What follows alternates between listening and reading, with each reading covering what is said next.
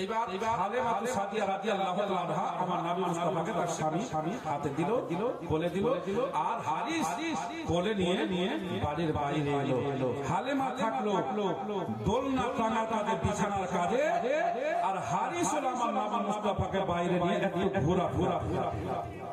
এই দেখেন বাবা, হালেমা যেন বাবা দোলনাটা ভেঙে দিল, বিছানা লাগাচ্ছে, এখনো দোলনা টানা কমপ্লিট হয় নাই, বিছানা লাগা কমপ্লিট হয় নাই। এইদিকে হারিস যেন বাবা আমার নবী মুস্তাফা সাল্লাল্লাহু তাআলা আলাইহি ওয়াসাল্লামকে নিয়ে একটু বাড়ির বাইরে গেছে বাবা। আর আমার নবী মুস্তাফা সাল্লাল্লাহু তাআলা আলাইহি ওয়াসাল্লাম যেন বাবা একটা শুকনো গাছের দিকে তাকালো, আর যেমন শুকনো গাছের দিকে তাকা, ওই শুকনো গাছে বাবা পাতা গজিয়ে গেল। শুকনো গাছে পাতা গজিয়ে গেল, আর আমার নবী মুস্তাফা সাল্লাল্লাহু তাআলা আলাইহি ওয়াসাল্লাম জানো বাবা দুধ আব্বার কোলে আছে, হারিসের কোলে আছে। আমার নবী মুস্তাফা যেমনই বাবা মাঠের দিকে তাকালো গো, গোটা মাঠ শস্যে মরে ভরে গেল। যেই মাঠে সবুজ রঙের ঘাস দেখতে পাওয়া যেত না, ফসল ছিল না, সেই মাঠে আমার নবী মুস্তাফা যেমনই দেখলে গোটা মাঠ শস্য শ্যামলে ভরে গেল, সবুজ হয়ে গেল। জোরে বলুন সুবহানাল্লাহ। এই দৃশ্য দেখে হারিস চলে আসলো হালেমার কাছে, বলছে হালেমা, বলে কি হলো গো? বলে ছেলে একটা কথা বলার জন্য আসলাম রে হালেমা। বলে আমি বুঝে গেছি, আমি দোলনা টানা হলো না, বিছানা লাগা হলো না, এতেই বুঝি খেঁচতে গেলেন, বাচ্চাটাকে তাড়াতাড়ি নিয়ে চলে আসলে, ওই জন্য বুঝি খেঁচতে গেলে। তখন হালেমার স্বামী বলছে, বলে বিবি রে, ও হালেমা, আমি খাঁচতাই নি রে হালেমা, সারাদিন ধরে নিয়ে বেড়াই, আমি খাঁচতাবো না। তবে হালেমা একটা কথা বলার জন্য এলাম রে হালেমা, কান দিয়ে শোন রে হালেমা। এই ছেলেটাকে যখন আমি কোলে করে নিয়ে বাড়ির বাইরে গেলাম রে হালেমা, এই ছেলেটার দেখা শোনাটা যেন আলাদা লাগে রে হালেমা। বলে কেন গো? বলে হালেমা রে হালেমা, এই ছেলেটাকে নিয়ে আমি যখন বাড়ির বাইরে গেলাম, ছেলেটা না একটা শুকনো গাছের দিকে তাকালো, আর যেমনই তাকা ওই গাছেতে সবারে কচি পাতা গজিয়ে গেল। শুকনো গাছে পাতা গজিয়ে গেল হালেমা। এবার ডাকার বলছে হালেমা, শুধু এই ছেলেটা মাঠের দিকে তাকালো, আর গোটা মাঠটা যেন শেষে বলে ভরে গেল রে হালেমা। এই জন্য বলি রে হালেমা, এই ছেলেটা দুনিয়ার কোন ছেলের মতো নয়, এই ছেলেটা মদিনার কোন মানুষের ছেলের মতো নয়, এই ছেলেটা মক্কার অন্য কোন মানুষের ছেলের মতো নয়, এই ছেলেটা দুনিয়ার মানুষের ছেলের মতো নয়, সম্পূর্ণ আলাদা রে হালেমা। কারণ ছেলেটার চলাফেরা দেখাশোনা সম্পূর্ণই আমাকে লাগে আলাদা। বাবা দোলনাটা টেনে দেওয়া হলো। এবার হালেমা বলছে স্বামীকে, বলে স্বামী গো, আমারও একটা কথা আছে, আজকে আপনি দেখে বুঝতে পেরেছে, আর আমি মক্কাতে বুঝতে পেরে গেছি। বলে মক্কাতে বুঝতে পারলি তো আমাকে কেন বললি না? বলে স্বামী গো, আমার এমন একটা গুপ্ত কথা আছে, এই কথাটা শাশুড়িকে বলা যাবে না, ননদকে বলা যাবে না, যাকে বলা যাবে না, পড়োশিতে কাউকে বলা যাবে না, এমনকি নিজের বোনকেও বলা যাবে না, নিজের মাকেও বলা যাবে না। এমন একটা গুপ্ত কথা আছে স্বামী গো। বলে কি গুপ্ত কথা আছে রে হালেমা? যেই কথাটা তোর স্বামী ছাড়া অন্য কাউকে বলা যাবে না, শাশুড়িকে বলা যাবে না, ননদকে বলা যাবে না, আর বাবাকেও বলা যাবে না, এমনকি নিজের মাকেও বলা যাবে না। এমন কোন গুপ্ত কথা আছে রে হালেমা, আমাকে একটু তাড়াতাড়ি করে বল। হালেমা বলে স্বামী গো, গুপ্ত কথা হলো এইটা, আমার যেন দুইটা স্থানের মধ্যে একটা স্থান দিয়ে দুধ বের হতো, একটা স্থান দিয়ে দুধ বের হতো না, একটা স্থান দিয়ে দুধ বের হতো না, আর একটা স্থানে দুধ পান করিয়ে করিয়ে বাচ্চা কাচ্চা মানুষ করেছি, পেট ভরে না। কিন্তু ছেলেটাকে যখন থেকে আমি নিজের স্থানে লাগিয়েছি, আমার বন্ধ হওয়া স্থান থেকে আমার দুধ চালু হইয়া গেছে।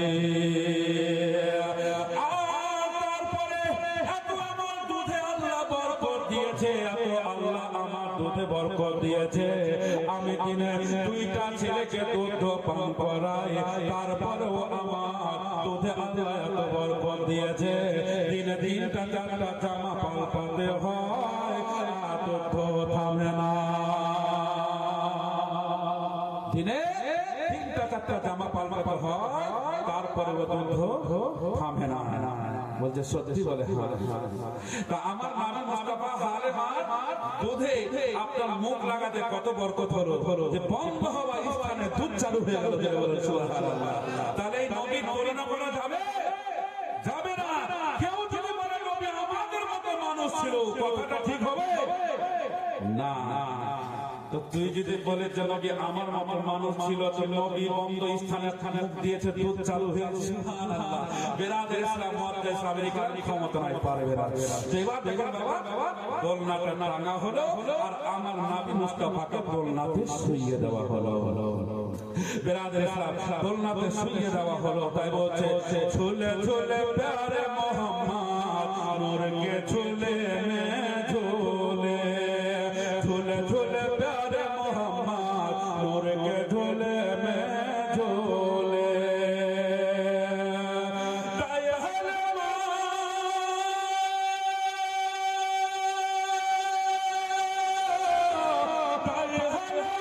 তুলা তুলায়ে, তাই হালেমা তুলা তুলায়ে রহমতে আলম ঝুলে, ঝুলে ঝুলে প্যারে মোহাম্মদ নূর কে ঝুলে মে ঝুলে, ঝুলে ঝুলে প্যারে মোহাম্মদ নূর কে ঝুলে মে ঝুলে।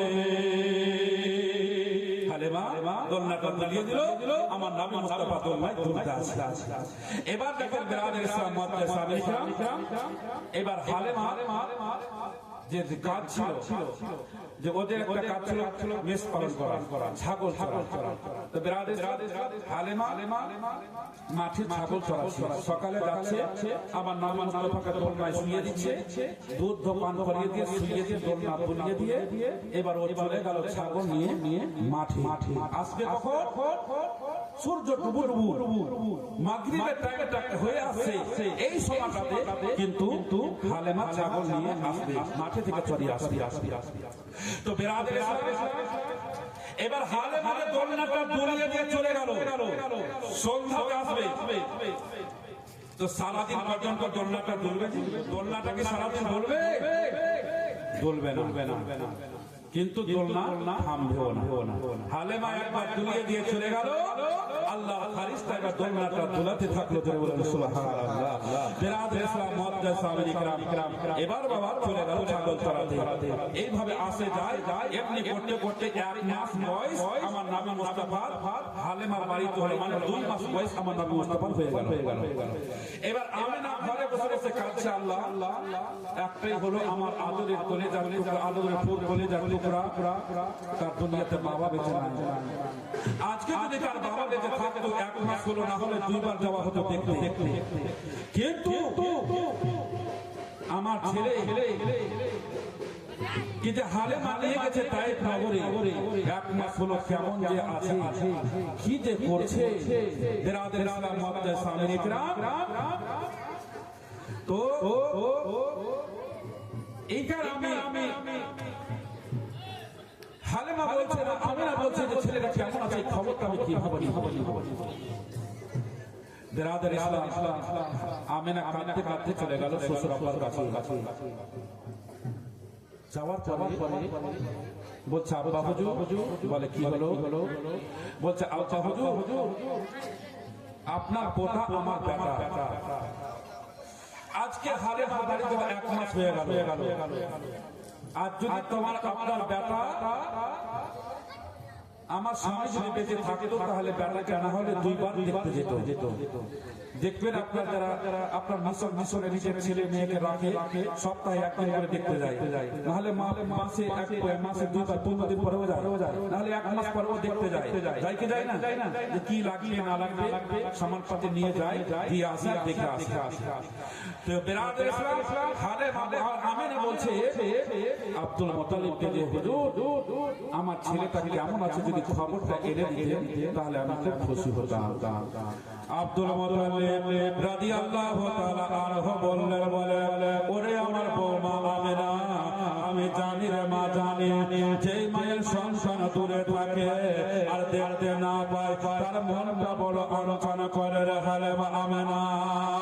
আমি জানি রে আমিনা, কিন্তু কিছু করার নাই। তবে একটা কথা বলে রে আমিনা, চিন্তার কোনো কারণ নাই, তোমার কষ্ট কবুল রে মা। তবে আমি যেইভাবে হোক না কেন আমার পোতা মুহাম্মদ সাল্লাল্লাহু তাআলা আলাইহি ওয়াসাল্লাম কেমন আছে হালেমার বাড়িতে এই খবরটা আমি তোরে এনে দেব রে হালেমা আমিনা।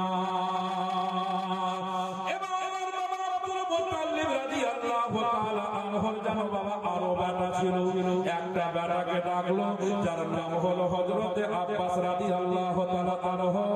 আব্বাস চলে আসলো, আসার পরে এবার তখন আব্দুল মুত্তালিব বললেন, বলে বেটা আমার পোতা তোর ভাতিজা 1 মাস হয়ে গেল তায়েফ নগরে হালেমা নিয়ে গেছে।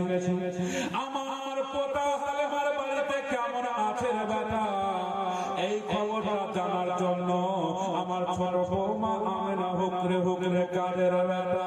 এই জন্য বলি রে বেটা, তুমি আমি দয়া করে তায়েফ নগরে চলে যাও, আমার পোতা তোর ভাতিজা কেমন আছে, কি অবস্থায় আছে, একটু খবরটা এনে দে রে বেটা।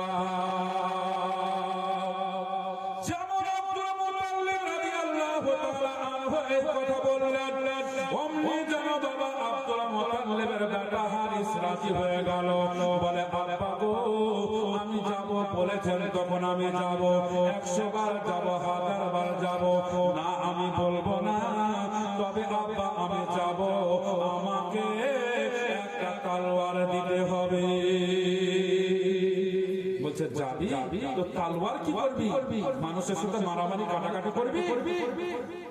আব্বাস বলল, আব্বা হুজুর তলোয়ার দিয়ে কাউকে মারবো না, কাটবো না, তবে কেউ যদি আগে আঘাত করে দেয় আমি হযরতে আব্বাস তার গর্দান আমি রাখবো না।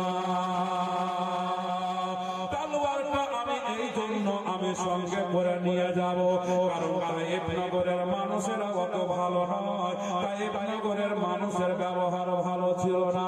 একটা কথা বলি বাবা, না বললে বুঝতে পারবেন না, আমার দয়ার নবী আকা মুস্তাফা তায়েফ নগরে হালেমার বাড়িতে আছে, আর ওই তায়েফ নগরের মানুষেরা বিরাদর ইসলাম আমার নবীকে বড় কষ্ট দিয়েছে।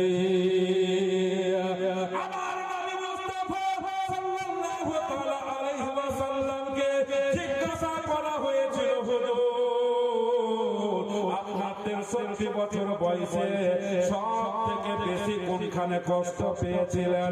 নবী আমার বলেছিলেন, ও বাবা সাহাবায়ে কেরামরা শোন রে, আমার 63 বছর বয়সে আমি অনেক জায়গা ঘোরাফেরা করেছি, অনেক জায়গায় ইসলাম প্রচার করেছি, কিন্তু সব চাইতে তায়েফ নগরে আমি বেশি কষ্ট পেয়েছি। তায়েফ নগরে আমি কষ্ট পেয়েছি, তায়েফ নগরের মানুষরা আমাকে খুব আঘাত করেছিল। আমার নবী মুস্তাফা যখন নবুয়ত প্রকাশ করার পর ইসলাম যখন প্রচার করতে শুরু করলেন, তো তায়েফ নগরে ইসলাম প্রচার করার জন্য এসেছিলেন। তো ইসলাম প্রচার করতে যখন এলেন, তো তায়েফ নগরের মানুষরা নবীকে, আমার নবী মুস্তাফাকে নবী বলে চিনেনি, নবী বলে বুঝেনি,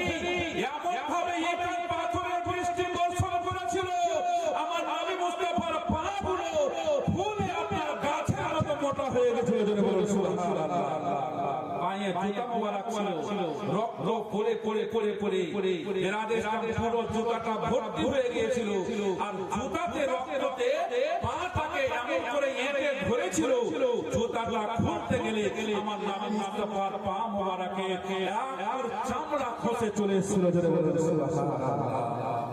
এত কষ্ট দিয়েছিল এই তায়েফ নগরের মা বোনের, তায়েফ নগরের মানুষেরা। আমার নবী মুস্তাফার ইসলাম প্রচারের বেরাদের ইসলাম ঘটনা বললে খুব কষ্টের ঘটনা আছে বাবা।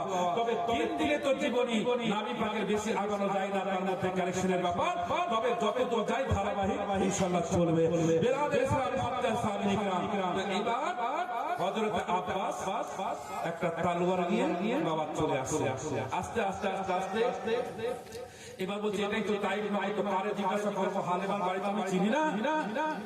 তো মেয়েগুলা কিছু দাঁড়িয়ে আছে, যেই মেয়েগুলা হালেমাকে দেখে জ্বলতো, মানে নবী এসে ওর বাড়িতে ফেরো বর্ণ শুরু হয়েছে, বেরাদের ইসলাম এই দেখে এরা হিংসা করছে। ওই মেয়েগুলাকে এসে আব্বাস জিজ্ঞাসা করছে, তো হযরত আব্বাস তো জানে না যে এরা আবার হালেমার দুশমন, হিংসা করছে। বেরাদের ইসলাম হিংসা করে কেউ দিন নিজেকে আগে বাড়তে পারেনি, হিংসা করে বরং নিজেকে ধ্বংস করেছে, নিজেকে ধ্বংস হয়েছে, কিন্তু হিংসা করে কেউ আগে বাড়তে পারেনি আর পারবে না, কারণ হিংসাই হচ্ছে ধ্বংসের মূল। বেরাদের ইসলাম মাদ্দার সাহাবায়ে কিরাম এবার জিজ্ঞাসা করলো যে এখানে হালেমার বাড়ি কোনটা? বলছে ওই যে দেখেন তালা ঝুলছে, ওই বাড়িটাই হচ্ছে হালেমার বাড়ি। এরা তখন আনাগোনা করছে, মেয়েগুলা বলছে হয় না হয় যখন ওই হালেমার বাড়ি এসছে তো হয় না হয় যে বাচ্চাটা নিয়ে এসে বাড়ি আত্মীয় কেউ হবে, তো একে দু একটা কথা বলে ভাঙিয়ে দিই আর হালেমার বাড়ি থেকে বাচ্চাটা নিয়ে চলে যাবে আর হালেমাকে আমাদের মতো বরাবর হয়ে যাবে। এদের ছলনা দেখে। তো বেরাদের ইসলাম বলছে ওই যে দেখে যেটা বাড়িতে তালা ঝুলছে ওই বাড়িটাই হলো হালেমার বাড়ি। বলে বাড়িতে নাই? বলছে বাড়িতে থাকে না, সকালে গেছে সন্ধ্যাতে আসবে।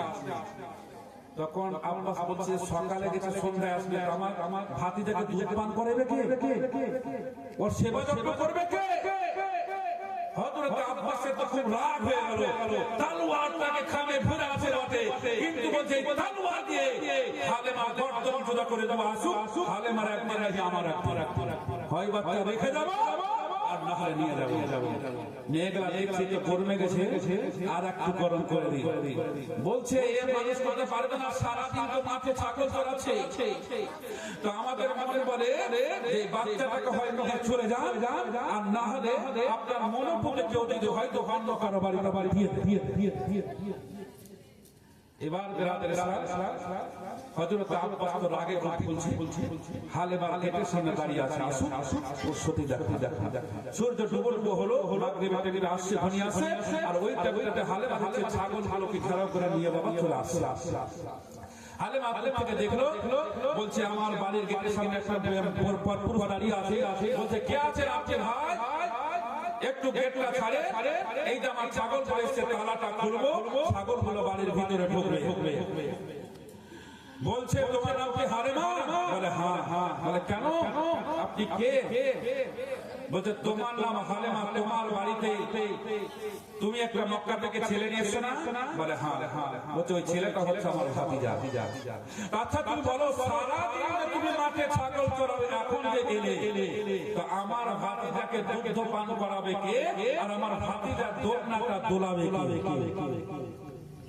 তো হালেমা বলছে যে আমি দোলনা সকালে তুলিয়ে চলে গেছি, এখনো দোলনা দুলছে, এটা আমার বিশ্বাস।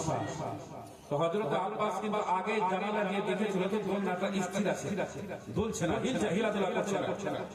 তো আব্বাস বলছে আমি দেখলাম দোলনাটা স্থির আছে, নড়াচড়া করে না, আর তুমি বলছো যে দোলনা হিলছে। বলছে আমি বলছি দোলনা হিলছে।